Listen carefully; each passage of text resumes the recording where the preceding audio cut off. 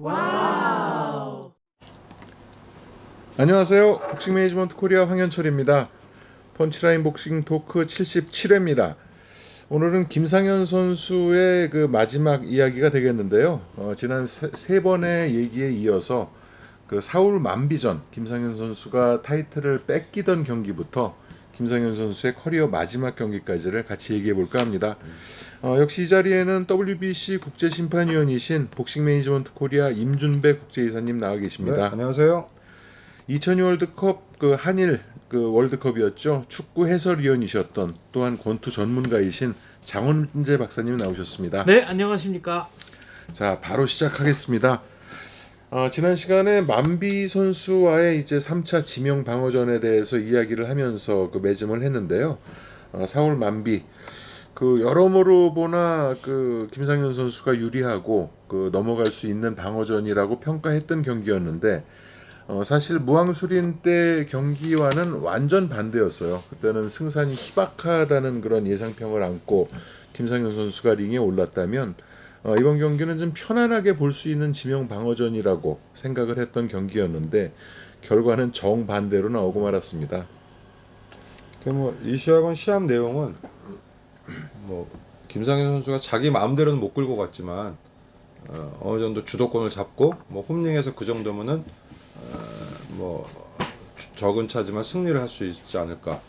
그리고 이게 중간에 경기 중반에 몇 라운드인지 기억이 안 나는데 만비가 그 파울도 먹죠. 두 번 파울 당하죠. 감점을 2번 받고 그래서 뭐 스코어상으로도 뭐 큰 차는 아니지만 뭐 이기고 있겠다는 생각을 했고 만비가 또 그 부상이 있었죠.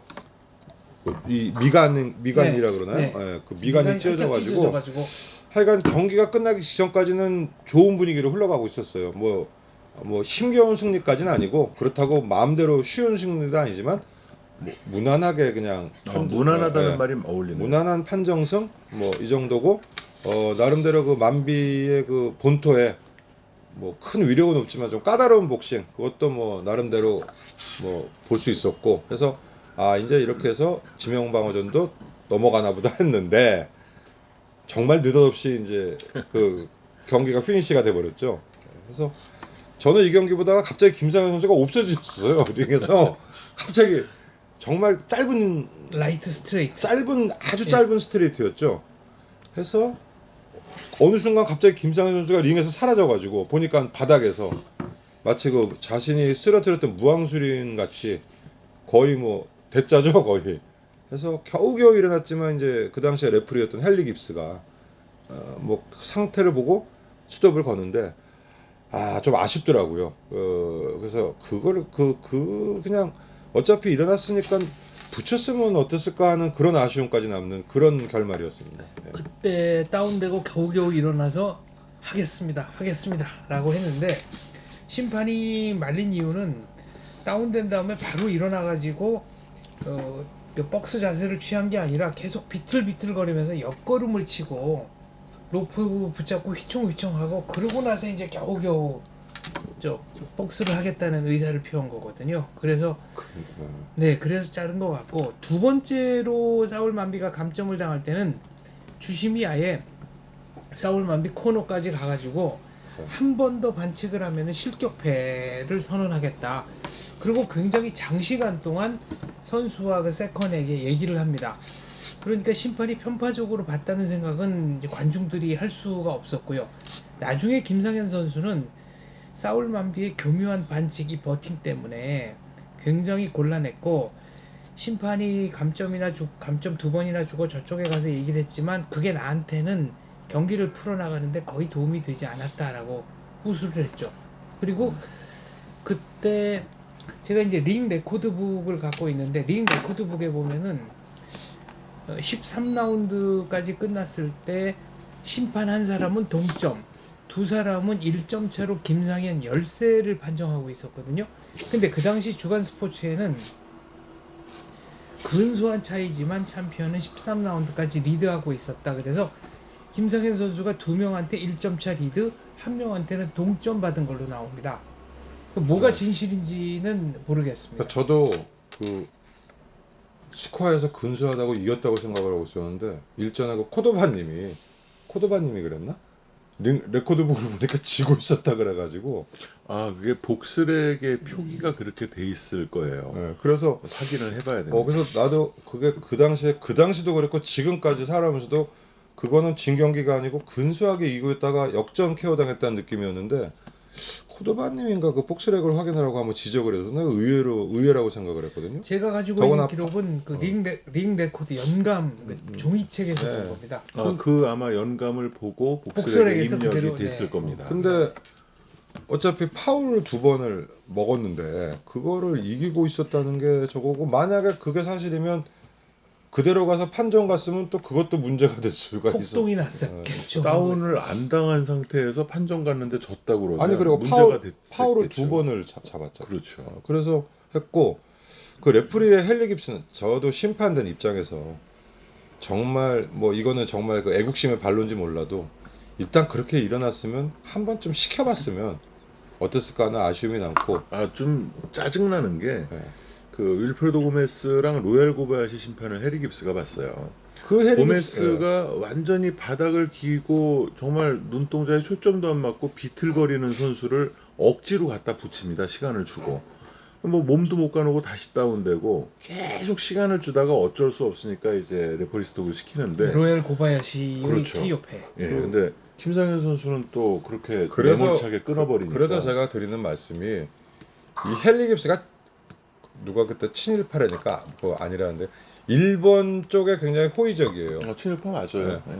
했기 때문에 그거를 생각하면 아니 고메스 고바야시는 어차피 그게 고바야시가 홈링이기 때문에 좀 더 기회를 준다는 그런 저거였고 그렇죠.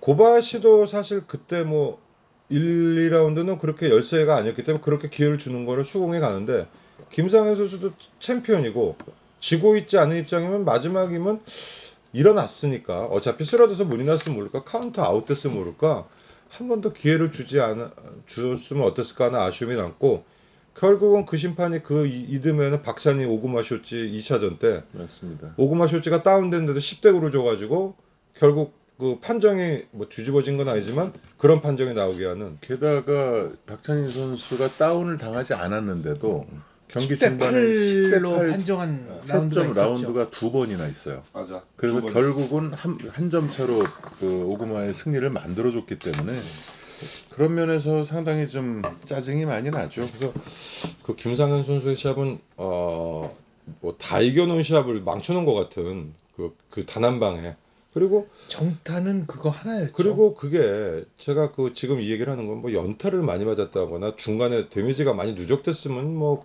그 상태에서 스톱이 되지만 그 단 한 방에 맞고 어쨌든 일어났기 때문에 몸을 못 가누고 뭐든 일단 일어나고 뭐 복스 자세를 취했으면 그 복스 자세가 마음에 안 들어서 스톱시켰다 그러면 할 말은 없지만 홈링의 챔피언이면 한 번쯤 더 붙여줬으면 어땠을까 하는 그런 아쉬움이 심판으로서 같은 심판으로서 남습니다. 근데 뭐 그 나름 뭐 유명했던 그 헨리 깁스 심판이 자기가 그렇게 판단했다면 할 말은 없죠. 그렇죠. 심판의 판정에 대해서는 뭐 승복할 수밖에 없지만 다른 선례와 비교해 봤을 때 이게 좀 차등이 있어서는 안 되거든요. 그러니까 야구 심판들도 욕을 먹는 경우는 일관성이 없을 때 그렇습니다. 그러니까 한 스트라이크 존이 그렇죠. 바뀌는 경우. 선수에 따라서 존이 달라지면 그 욕을 먹게 돼 있거든요. 그러니까 근데 복싱 심판도 마찬가지라고 리차드 봐요. 스틸처럼 항상 빠르게 스톱을 시키든지 그렇다면 일관되게. 그런 일관성이 있다면 저 좀 사람이 다르죠. 성향이 그렇구나 하는데 논란의 여지가 좀 줄어들 그럼 뭐 텐데 그 지금 말씀하신 고바야시 시합은 거의 그냥 주저앉아 있는 애를 거의 끌어다시피 해가지고 다시 붙여주고 그렇죠. 거기에 비하면 이제 김상현은 좀 너무 뭐 이른 스톱은 아니지만 그럼 한번 좀- 우리가 심판을 좀 입맛에 맞는 사람이라고 그래야 되나요? 친한파를 섭외해서 데려올 만한 능력이 그런 건 없었습니까? 없습니다. 그런 건 없고 친한파라는 것도 없고 사실 뭐 친일파라는 것도 없고 그 항상 그렇게 되면 심판 생활을 못 해요. WBC가 배정을 하는 거죠. 그렇죠. 아 이제 그런 건 있어요. 어느 정도 프로모션이 WBC 또 WBA 그 기구와 많은 교류를 하다 보면 자연스러운 친분이 생깁니다. 그렇게 되면 예를 들어 심판 배정에 있어서 유럽에 있는 심판을 부르면 항공료나 이런 비용이 많이 들잖아요. 그럼 가까이 있는 일본 심판을 불러달라 하면 비용이 적게 드니까 그런 부분에 편의를 많이 제공받을 수 있겠죠. 그렇게 몇 번 하다 보면은 친해지는 사람이 생기는 거고 자연스러운 감정의 현상인데 80년대 지나서 90년대 들어서는 국내도 이제 왕성한 비즈니스를 하다 보니까 그런 관계 형성이 많이 됐었어요. 하지만 80년 2월만 해도 그런 관계 형성이 그 세계 기구랑 되기에는 너무 시기상조인 때였기 때문에 그런 걸 기대하기는 좀 어려웠었죠. 제가 왜 이 말씀을 드리냐면은 장정구 선수가 소트 치탈라타와의 2차전에서 판정패를 하고 나서 그때 그 슐레이만 회장이 전호연 회장께 전화를 해가지고 인류 심판들이 다 부활절 휴가를 가느라고 자리를 비워서 이런 결과가 나왔다. 대단히 미안하다. 그거는 위로예요. 라는 전화를 했다고 하니까 그거는 그냥 인사말이야. 심판이 WBC에 뭐 몇 명이 있는데 그거는 그냥 위로고. 그래서 그 심판 그거는 뒷배경이 좀 있어요. 그 장정구 선수가 치탈라타 2차전이 90년 11월이거든요. 네. 전호연 매니저가 극동이 어쨌든 WBC와 장정구 챔피언을 위시해서 많은 교류를 통해서 특별한 그런 관계를 맺고 있었는데 이제 90년 5월달에 WBA 집행위원회가 국내에서 열립니다. 네. 그리고 전후에서 이여루 선수도 WBA 또 여러 선수들을 WBA과 교류를 하게 돼요. 백인철 선수 역시도 그렇죠. 8, 그렇죠. 9년도부터 WBA 챔피언이었고 이제 그런 상황이 발생하면서 이제 WBC와 약간 소원해지고 또한 태국 복싱의 비즈니스가 80년대 후반부터 상당히 치고 올라올 때였어요. 무섭게 치고 올라올 때니까. 그래서 그때는 장정구 선수가 진 것이 아니라 비즈니스에서 졌다는 그 표현이 맞는 것 같아요. 근데 뭐 우리가 경험하는데 그렇다고 그래서 WBC에서 뭐 얘를 봐줘라 쟤를 봐줘라 하는 말은 절대로 안 하거든. 아유 그런 표현을 하진 않겠죠 절대로. 분위기랄까 그런 게 있고 어떻게 하다 보면 그렇게 되고 아무튼 김상현 사울만비 시합을 그 시합 끝나기 전까지 판정에서 지고 있었다는 거는 저도 최근에 다시 한번 그게 네. 재인식해가지고 근데 동점 한 점 차였으니까 뭐 정말 박빙이었죠. 근데 그래가지고 14라운드 15라운드 조금 약간 몰려서 졌으면 졌다는 얘기인데 그렇죠. 그러면 폭동이 나왔을 것 같은데 KO 안 당하고 그렇죠. 예. 14라운드에 다운이 없이 15라운드를 가서 판정으로 졌다면 문제가 좀 있는 판정이 되지 않았을까 싶네요. 더구나 뭐 파울이 2번이면 어차피 2점은 까진 거 그렇죠. 잡은 상태에서 들어간 건데 아무튼 하여간 이 시합은 안타까운 시합이 됐고 오히려 그 뭐 쉽게는 아니지만 이길 수 있으리라고 생각했던 시합을 갖다가 그것도 단 원펀치에 그것도 별로 주먹도 없어 보이는 만비한테 그것도 30이 넘은 애한테 졌기 때문에 역시 중량급은 그 본토와는 차이가 있다. 영양차가 있다는 뭐 그런 평을 받고 하지만 김상현 선수가 중량급이어서 그런지 모르지만 타이틀을 빼앗겨서 억울하다 뭐 이런 느낌보다는 아 그래 뭐 슈퍼라이트에도 우리나라 세계 챔피언이 있었었구나 하는 뭐 그 정도의 그 결말이 났죠. 임준배 위원님께서 이제 몇 차례 그 얘기를 해주셨었는데 이때 이제 1월달에 김성준 선수가 타이틀을 뺏기고 김태식 선수가 다시 이제 멋진 KO로 트리오 시대를 열고 일주일도 안 돼서 결국 또 이제 찬물을 끼얹는 그런 결과가 나오고 말았어요. 뭐 후회는 하겠지만 그 김상현 선수가 또 마지막에도 찬물 한번 껴안죠. 기쁨을 많이 줬던 만큼 또한 그런 그 복싱 팬들에게 실망도 안겨준 그런 케이스입니다. 이렇게 타이틀은 어쨌든 날아갔어요. 타이틀은 날아갔고 김상현 선수가 은퇴를 한다 안 한다 그런 얘기들이 여러 이제 매체와 잡지들을 통해서 그 기사가 이제 쏟아졌었고 잊혀질 때쯤 돼서 80년 9월에 김광민 선수를 상대로 재기전을 갔습니다.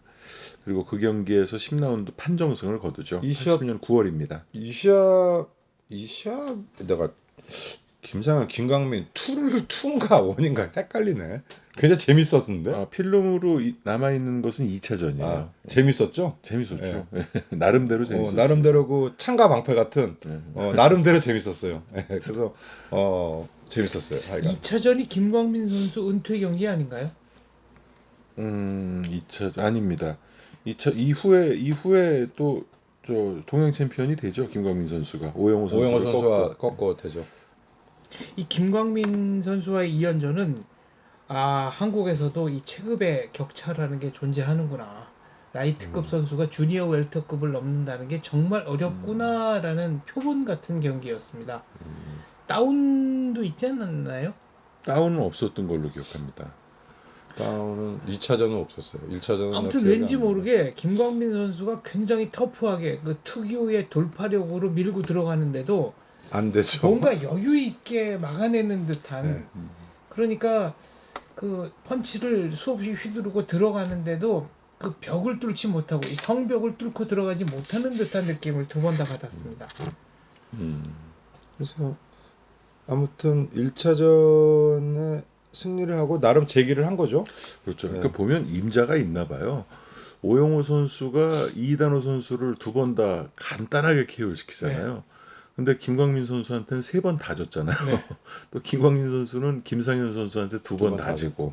그럼 먹이 사슬이 좀 존재하는 것 근데 같습니다. 지금 중량급에. 장 박사님 말씀대로 김광민과 김상현은 근본적인 그 체급 차이가 있어요. 김광민 선수는 라이트급도 라이트급이면 주니어 라이트도 할 수 있는 선수이기 때문에 그렇죠. 뭐 주니어 라이트는 사실 조금 무리죠. 어떻게 보면. 근데 요즘처럼 하루 전에 개체량을 했다 그러면 결과가 또 달라질 수 있었겠지만 많은 역사가 그렇죠. 바뀌었을 네. 겁니다. 그러면은 뭐 여태까지 그렇죠. 많이 그렇죠. 바뀌었죠.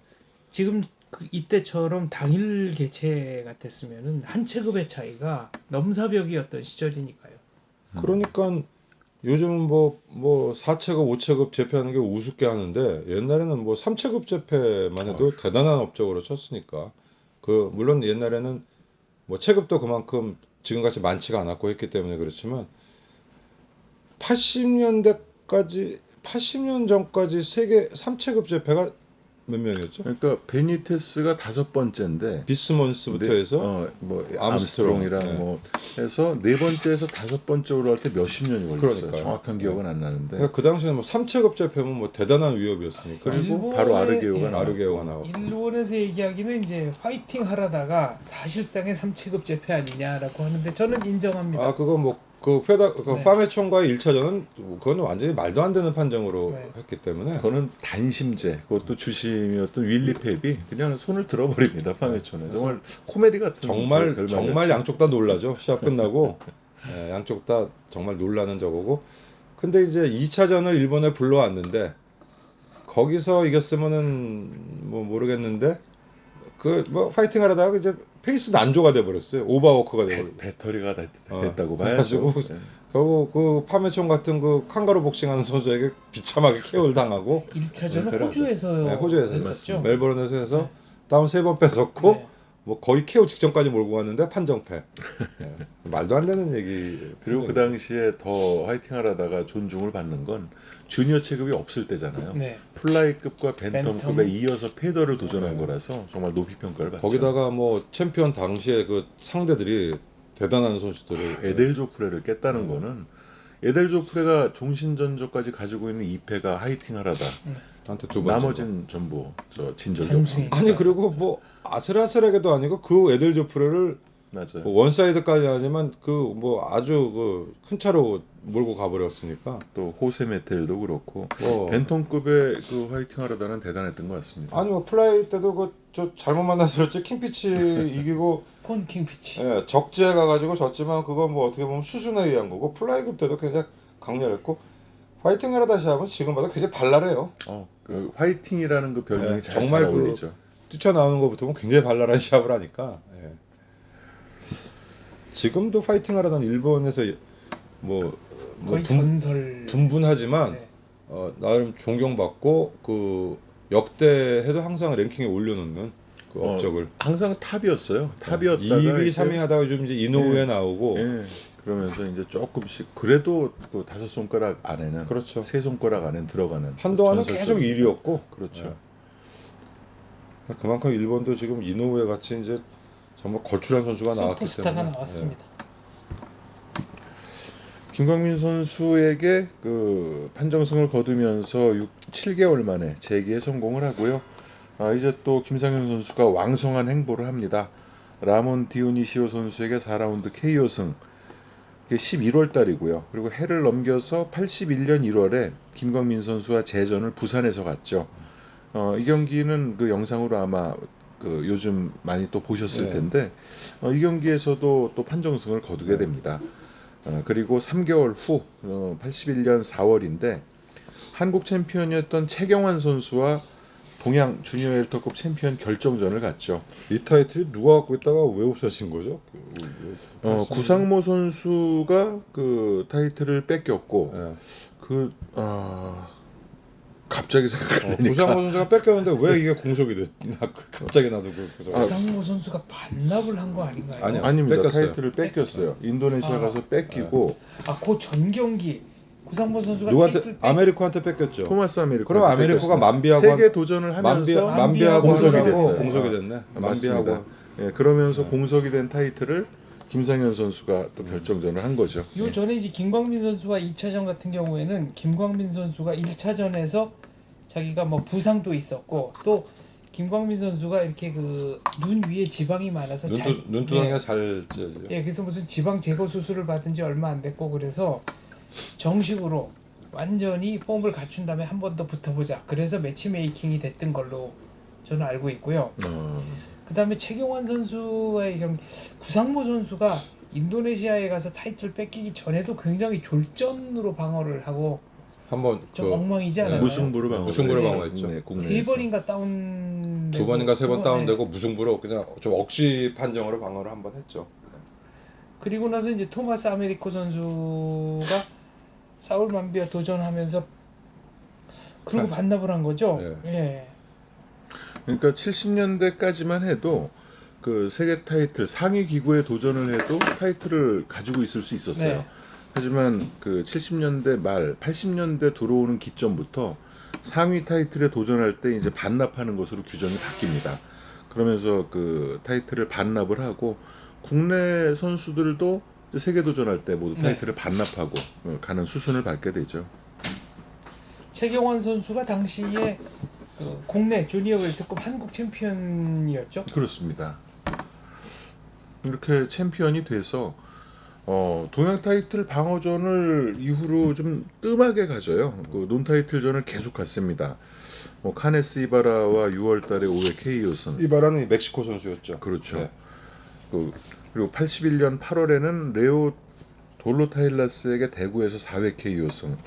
또 9월에는 콩룩 보차렘라트에게 9회 KO승. 11월에는 페츠사얀 페차로엔 태국 선수에게 부산에서 판정승.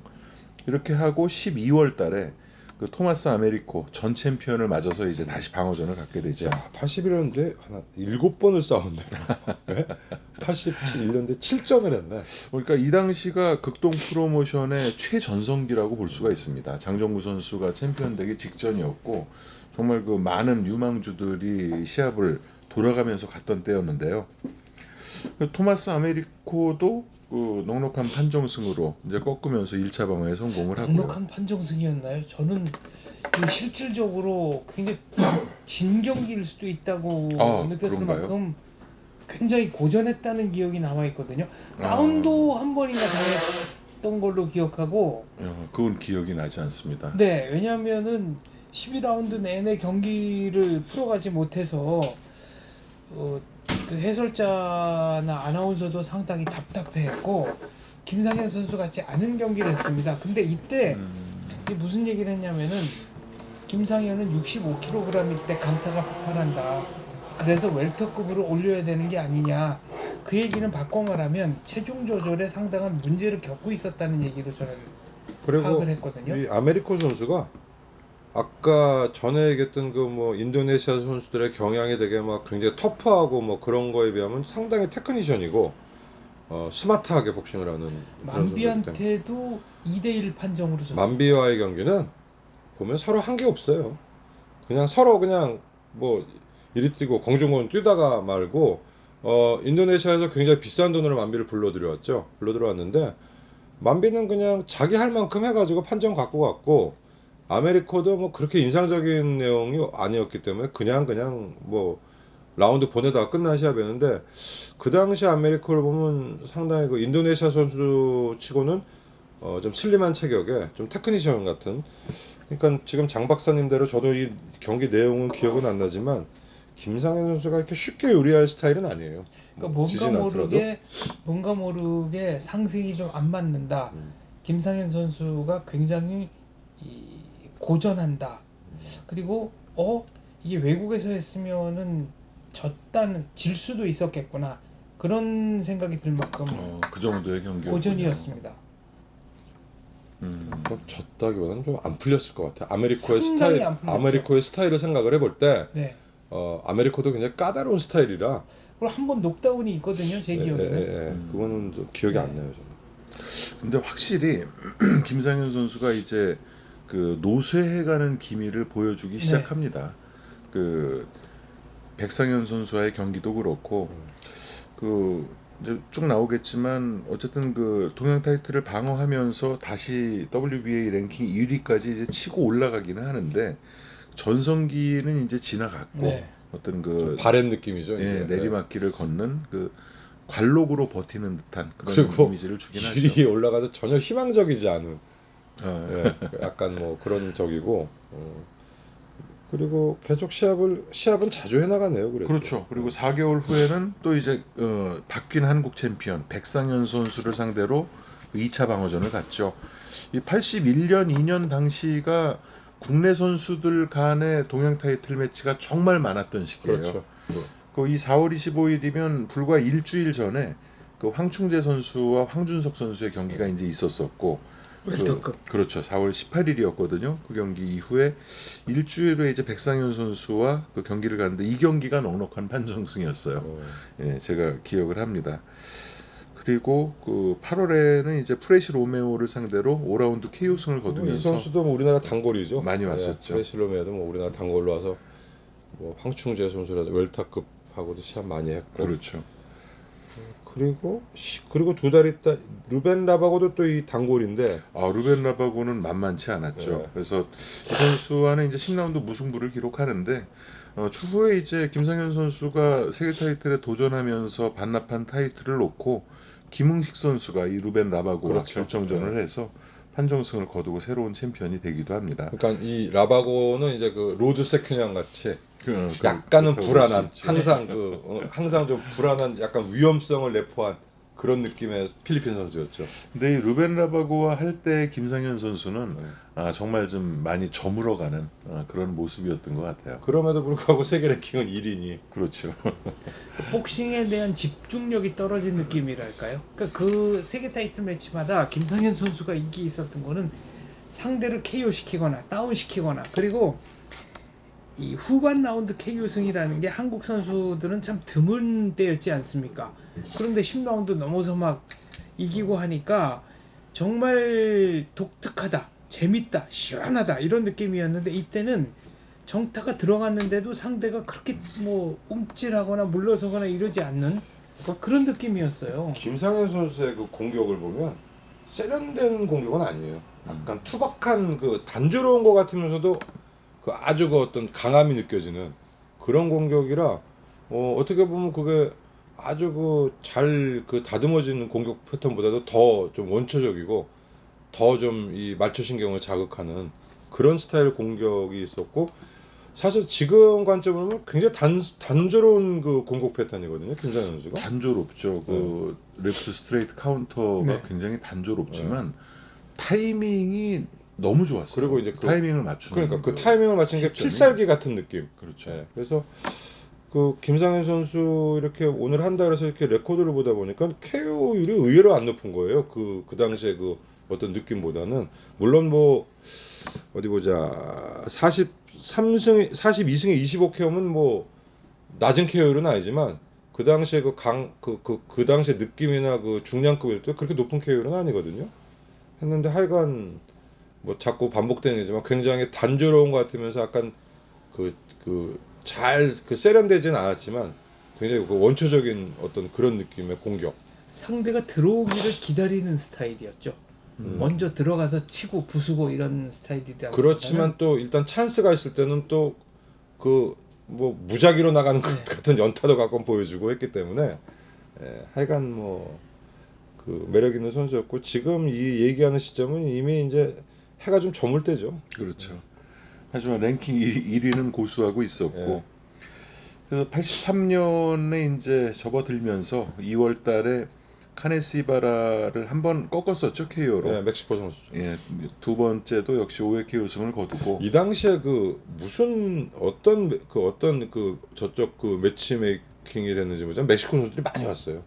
맞아요. 예. 백인철 선수도 뭐 헤수스 곤잘레스, 예, 뭐 멕시코 박종팔 선수 선수하고도 했었고. 했고 황충재 선수하고도 했던 멕시코 선수도 있고. 그러니까 멕시코 강타자, 뭐 멕시코 1위 하는데 뭐, 랭킹은 확인될 길이 없지만. 장정구 선수도 아마도 우르스와와 논타이틀전. 그쪽은 그래도 네임밸류 있는 네. 선수인데 그런 선수 말고 멕시코에 잘 모르는 아, 중견들, 로컬 복서들, 네. 로컬 중견. 그 중량급에 특히. 아마도 멕시코 측과 이제 뭐 김한진 선수도 프로레슬랑 했고 장정구 선수도 여러 차례 하다 보니까 그러면서 비즈니스가 좀 되면서 그래서 오지 않았나 싶네요. 지금 말씀하신 뭐 장정구라든지 그 경량급 멕시코 선수들은 뭐 레벨 있는 선수 세계 타틀 많이 왔는데 요 당시가 갑자기 그 중량급의 멕시코 선수들이 많이 와가지고 이일복 선수도 멕시코 선수. 그러니까 그 라이트급 이상의 중량급들, 그렇죠. 그러니까 뭐 황충재 선수도 멕시코 선수하고 박종팔. 그래서 우리가 그때까지 생각해도 멕시코도 역시 경량급의 강국이라고 생각했는데 자꾸 중량급 애들이 와서 다 KO가 되는 거예요, 더군다나. 그랬던 요 시절이 잠깐 그런 적이 있어요. 이때 김석현 선수가 사울 만비와의 리턴 매치를 그렇게 추진했는데 안 하죠. 사울 만비가. 만비가 피했다. 만비가 안 하고. 싸울 마음이 없다. 뭐 이렇게 많이 그리고 했죠. 만비는 챔피언이 된 후에 5차까지 방어하나요? 예, 5차. 5차까지인데 6차? 5차인가 6차. 근데 실제로 뉴욕에서 그러니까 미국에서 한 거는 한 번 한 있었죠. 번인가? 네. 그리고는 뭐 인도네시아, 나이지리아 뭐 그러니까 헤수스를 또 KO 시키잖아요. 그렇죠. 그러니까 돈 벌러 다니는 거죠, 돈 벌러. 근데 돈 벌러. 헤수스야 거의 말년이었으니까요. 말년이라도 그 시합은 만비가 언더독이었어요. 그래도. 그렇죠. 예. 만약 리턴 매치가 이루어졌다면 어땠을까요?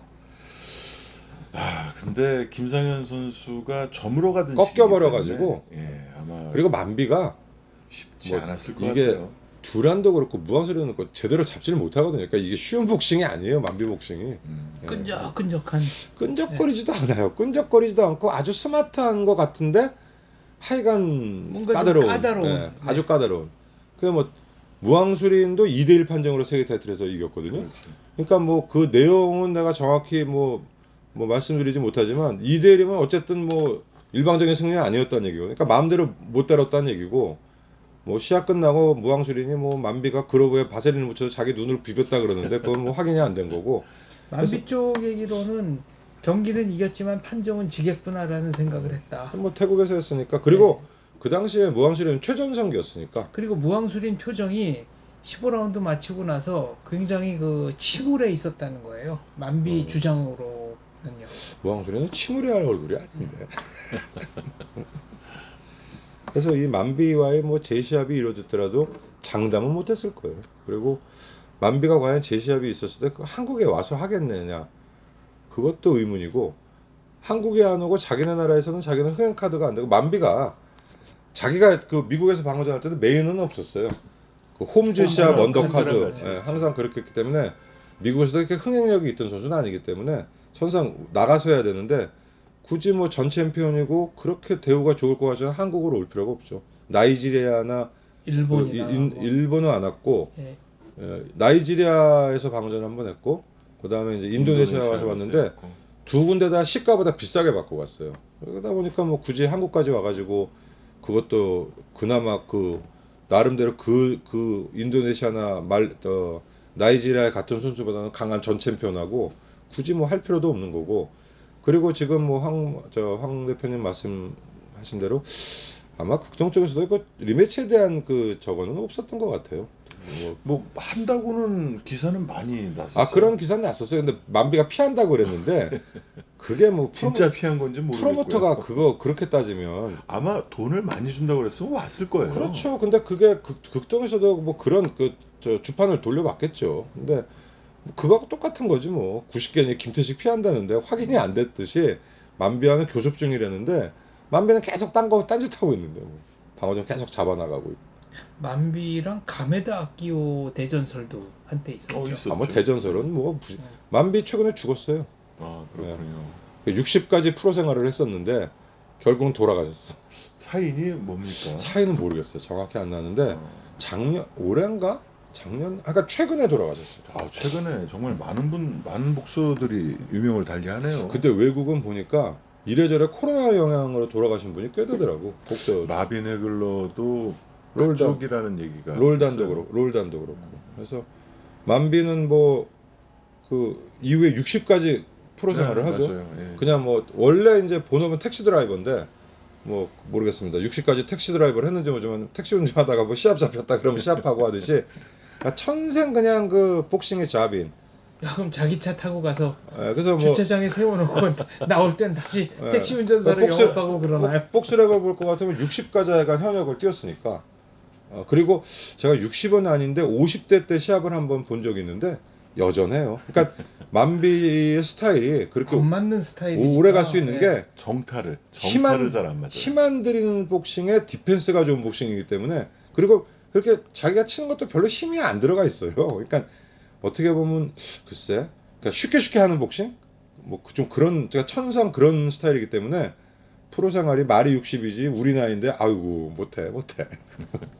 근데 작년인가 올해인가 돌아가셨더라고. 어린 나이의 만비를 보면서 아, 정말 복서는 전적으로 판단하면 안 되겠다.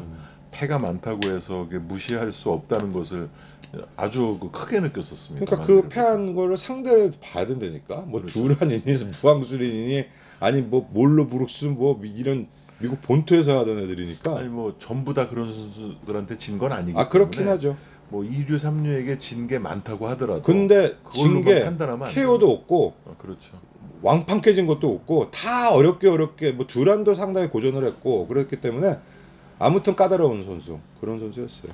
그러니까 오랜 시간이 지나서 더듬어 보면 김상현 선수도 물론 럭키펀치에 무너졌지만 질만한 선수에게 졌다 그런 생각도 뭐 들더라고요. 질만한 선수는 아니지만 우리가 그때 생각했던 그런 약자는 아니었다. 그러니까 만비도 챔피언이 될 자격이 있는 선수다 이렇게 네. 생각이 되는 그리고 뭐 거죠. 5차까지 갔잖아요. 어차피 그렇죠. 원정전 하고 해수수도 이기고 뭐 여기서 전적 약한 걸로 깔봤다가 당한 거는 박찬영 선수 1차 방어전.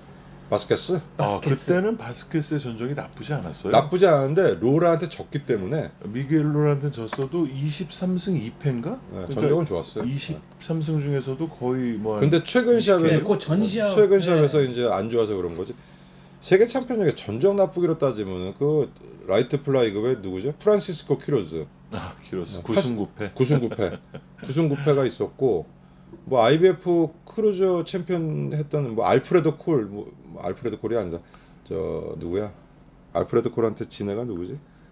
하여간 뭐 12패 13패 있는 그런 세계 챔피언들. 김성준 선수도 패가 많은 챔피언이었고요. 그렇죠. 패가 많았죠. 그래서 근데 그런 선수들이 보면 끈질기는 게 있어요. 패가 많은 대신에 패가 많은 건 캐리어도 많다는 얘기인데 그런 선수들이 보면은 이렇게 쉽게 허물어지는 거는 잘 없더라고. 패가 많은 선수는 또 그 나름대로의 또 그동안에 쌓아온 캐리어가 있어가지고 그래서 어쨌든 이렇게 해서 이제 김상현 선수가 이제 한 WB 번 더 세계 도전을 합니다. 근데 이거는 뭐 뭐라 그래야 되나 자의에 의하기보다는 지명 도전에 그 오다가 떨어진 거죠. 그러면 1위였고 네. 그 개런티도 상당히 많이 받았어요. 10만 불 받은 걸로 알고 있거든요. 그리고 이게 미국 전역의 생중계가 됐어요. 그렇죠. 그러니까 이때가 이게 플라이어의 7차 방어전이에요. 최전성기예요. 7차 방어전인데 아르게로를 이기고 나서 6차 방어전에서 아르게를 이겼어요. 아르게를 이겨가지고 그 당시에 아르게르는 절대 강자고 절대 인기자였는데 귀족, 백작. 갑자기 이제 프라이어가 약간 악역이 되면서 그래서 아르게와의 재전이 추진이 됐어요. 재전이 추진됐는데 WB에서 지명전을 오다를 내렸어요. 그래서 아르게와의 2차전 사이에 뭐 우리는 WB에서는 지명전이지만 프라이어로서는 약간 쉬어가는 시합? 뭐 이렇게 된 거죠. 그래서 아르게와의 1차전에서 그걸 6차 방어를 마치고 11월 달이었으니까 이게 4월 5개월 만에 이제 7차 방어전에서 김상현을 맞이하는데 이때는 정말 프라이어가 진짜 겁날 게 없었을 때니까. 파이팅 머신의 진면목을 보여준 이런 경기죠. 근데 이제 프라이어를 보면 또 이게 지금 생각하면 그때도 약물이었던 것 같아요. 뭐 그런 경기력이 네. 도저히 그런 정신 상태로 그렇게 근데 이제 이 프라이어가 좀 이제 웃기는 게 이 시합 끝나고 이제 8차에서 아르게오 이기잖아요. 네. 이기고는 그 사생활의 트러블이라 그러나 타이틀 반납해 버리고 IBF로 가죠. 그거는 추후에 가죠. 예. 추후에 IBF를 가가지고 IBF 가서부터 이제 절기 시작하는 거죠. 그래서 그러니까 IBF 가기 전에 이미 그 약물에 대한 그 본인이 그 수혜를 얘기를 했어요. 네. 그 중독됐다. 예, 그래서 근데 망가졌죠. 마약이란 얘기는 안 했고 어쨌든 약물에 이제 중독됐다는 그 고백을 했고 다 치료가 됐다라고 해서 이제 IBF 타이틀을 IBF. 치렀는데 그래서 뭐 이 김상현 씨와 포함해서 아르게와 2차전까지는 정말 세계에서 뭐 파운드 포 파운드에서 1, 2를 다퉜는데 그 트러블이 있고 IBF 챔피언이 될 때는 평범한 그 챔피언으로 누구죠? 전락했습니다. 닉 플라노. 닉 플라노와 이제 좀 헤매는 시합을 하죠. 그리고 1차 방어전에서 그 누구였죠? 플라노가 게리 힌튼하고 1차 방어전을 플라노가 했는데 2차 방어전이죠. 게리 힌튼한테는 2대 1로 이겨요. 그러니까 이제 그 옛날에 그 KO 주먹은 없어지고 그리고 또 트러블 나서 IBF 타이틀을 반납하고 재기전이라고 한 게 보비조요. 보비종한테 KO가 되면서 거의 이제 거기가 은퇴죠. 사실 아르게오 2차전이 83년 9월인데 그거 끝나고 84년도에 레이 맨신이랑 500만 불 매치를 하기로 했었어요. 근데 맨신이가 이제 브렘블한테 그 타이틀을 뺏기면서 리빙스턴 브렘블. 그렇죠. 그래서 그 경기가 날아가 버리면서 프라이어가 완전히 멘탈이 무너졌다고 그러더라고요. 근데 돈킹이 같이 있었나 그러는데 눈물을 줄줄 흘리면서 뻥 울었다는 그런 얘기가 있습니다. 그래서 뭐 프라이어는 이게 뭐그 여담이지만 그 이후에 보비정 형한테 KO되고 은퇴를 하죠. 은퇴했다가 90년도인가 91 두 번인가 세 번 더 해요. 후에 한창 후에 네. 하는데 그러니까 의외로 그 전성기가 짧았던 생각했던 것보다. 근데 그게 지금 돌이켜 생각해 보면 어떤 약물의 영향이었던 그리고 다운을 당하고 나면 더 미친 듯이 날뛰거든요. 그런 부분도 좀 약물의 의혹이 있어요. 그러니까 가메다 아키오와의 경기에서 다운당하고 나서 갑자기 막 그렇죠. 미친 듯이 그래서 그때 감에다가 다운을 뭐 스트레이트 연타로 이제 뺏었거든요. 근데 주심이 카운트하기도 전에 벌떡 일어나가지고 일어나가지고, 막 네. 달려들거든요. 네. 그때 감에다가 맞고 그냥 넘어갔으면 실격승으로 아마 챔피언이 됐을 거예요. 그래서 그때는 이제 약물 이런 거는 생각을 못 하고 그 시합을 보고는 감에다가 괜히 한번 다운시켜서 애를 불을 붙여가지고 저렇게 더 맞는구나 하는 느낌으로 봤는데 근데 항상 그랬어요. 네. 세르반테스와 타이틀을 딸 때도 네. 다운 당하자마자 네. 뭐 막 팔 벌떡 돌리면서 네, 이제 팔 돌리고. 더 공격하고 그러니까 지금 두후안 존슨한테도 그랬고요. 지금 생각해보면 시합할 때 제정신이 아니었던 것 같아요.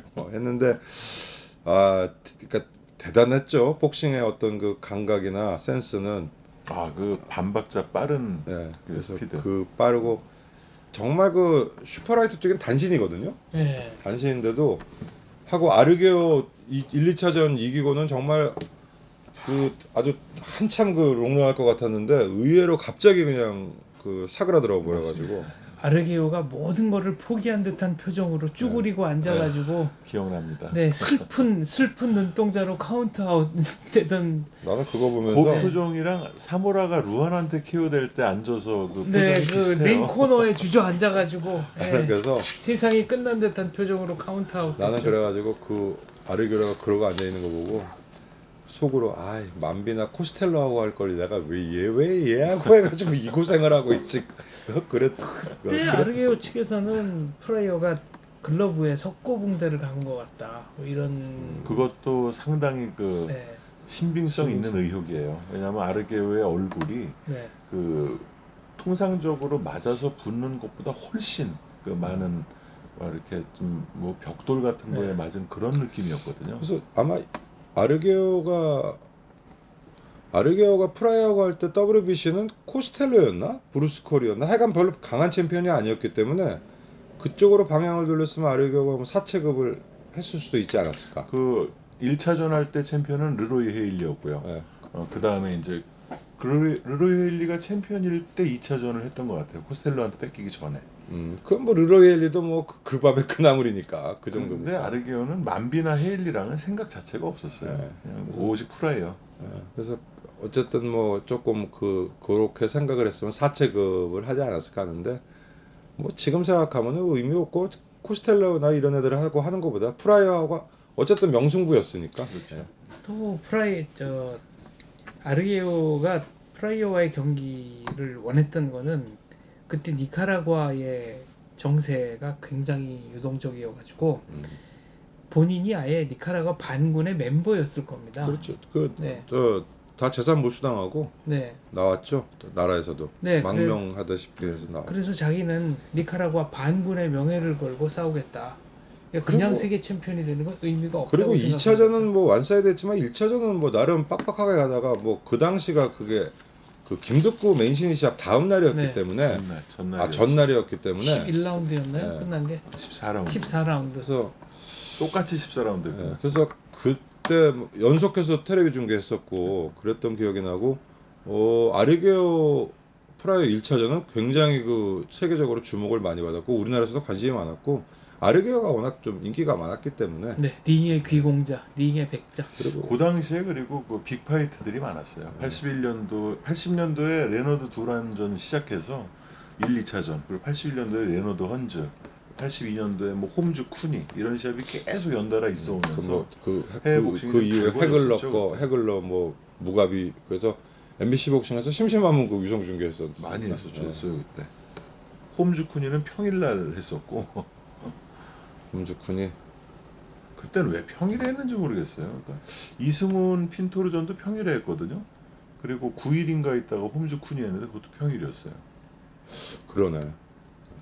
그러니까 학교 땡땡이 치고 본 시험이 많네. 그렇죠. 예. 그러니까 그게 평일이라는 얘기네. 그죠?